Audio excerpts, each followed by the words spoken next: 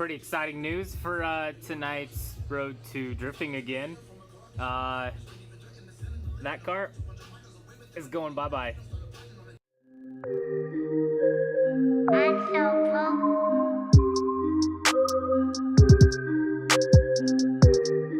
I'll show you guys what I end up getting. So this is on the agenda. I can't go very far because I'm on the cord.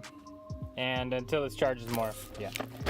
So went to Harbor Freight, got this sick 40-piece tap and die set because, as I showed you guys in the last episode, these threads are completely gnarred up and this nut doesn't want to go much further than that.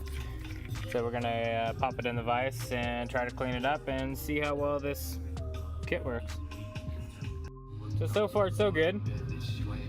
Kit's pretty cool, you know, kind of seems a little chintzy, but it's a Pittsburgh and I think I paid like 16 bucks. Came with this nifty little screwdriver and you just tighten it, bloop, bloop, bloop, bloop, right there.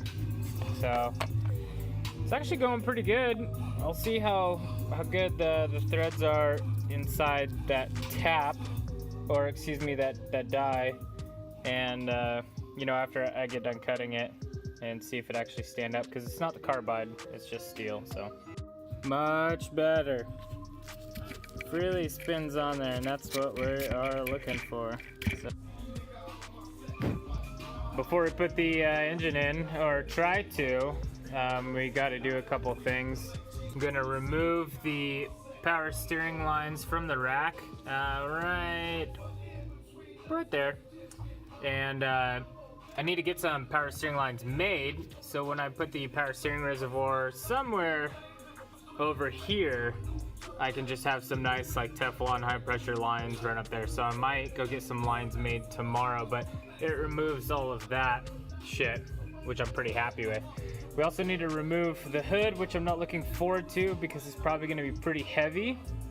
I don't have anybody here to help me, so got all my power steering lines taken off and it wasn't too bad. And so what I'll do is tomorrow I'll take this over to Advanced Pump, and I have this labeled out from reservoir to rack and then pump to rack. That way I know which lines are gonna go where and what fitting they need. These are almost the same but not quite. We need to do some little bit of rearranging. So since the pump, or excuse me, the reservoir on those 3 holes right there, we're gonna move it all the way over here. And because I'm gonna run a rear mount battery clamp here, so I'm gonna remove this, but for now I'm gonna stick it right there, and I'm gonna try to use 1 or 2 of those holes, drill another hole, and I'm gonna mount the pump kind of like this. Let's see here. Yeah, well, you know, we'll kind of mount it something like that. Something around there. But other than that, I really don't have another place to put them. I mean, up there would be kind of nice, but it's kind of in the way. Other than that, where do I put it? And I don't want to run lines all the way from over there to the passenger side. And you know, maybe I could fit it up like behind the headlight, or you know, something like that. Actually wouldn't be too terrible. What do you guys think? Okay. Alright, I think I figured out where I'm gonna put it. I'm gonna remove that stupid thing because I have no idea what it is, but it has to do something with a 7M. And I'm gonna mount this somewhere in there. And that way the hoses are kind of pointed right down the frame rail. So we're gonna remove that and anything else in the way. I don't necessarily know what I'm doing, but oh well. So I made a little Sharpie line kind of right there.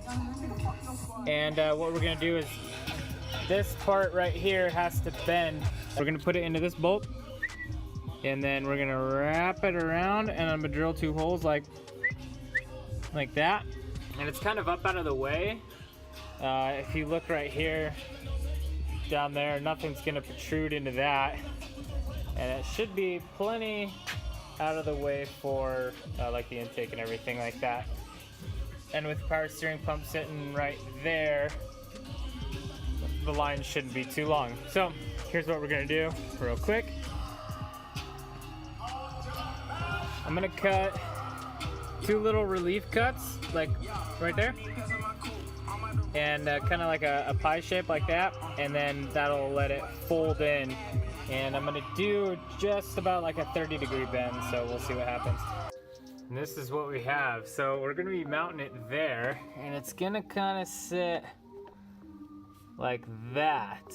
And you can see down here how we kind of cut this bracket just a little bit. They're not the cleanest cuts because I was using way too big of a cutting wheel, but you know, it worked. And that thing was flat because it sat over there. So now you guys can kind of see where the hoses are gonna go. It should be about perfect. I wish one of these, the one that went down to the rack, was pointed down or something, but what we're gonna do now is we're gonna take this drill bit, we're gonna mark our holes on the strut tower, and then thanks to this fancy tap and die set, grab the 6x1 tap, and we're gonna just tap the holes. And I'm super glad I got this thing because it kind of opens up a whole new world. All right, so we're gonna end tonight's vlog on road drifting again. Got a little bit of stuff done, not quite as much as I wanted to, but man, that's okay. We had some fun doing it, even though that nobody was here to hang out. It's a Wednesday night, it's a work night, school night. So here's what we did get done though. We did recreate a factory bracket for the reservoir to fit into the Cressida for the JZ swap. And we have all of our measurements and sizes down for all of our power steering hoses that we need to get made tomorrow as well too. So here's some other stuff that I did. Pulled this line off. That's from the pump on the JZ, because we need that end so they can try to figure out what they're gonna do in here to mate that to that. Let's see what else we did. Obviously, got all of our measurements. Pretty stoked about that. I'm most stoked about this reservoir. So it's all mounted up now.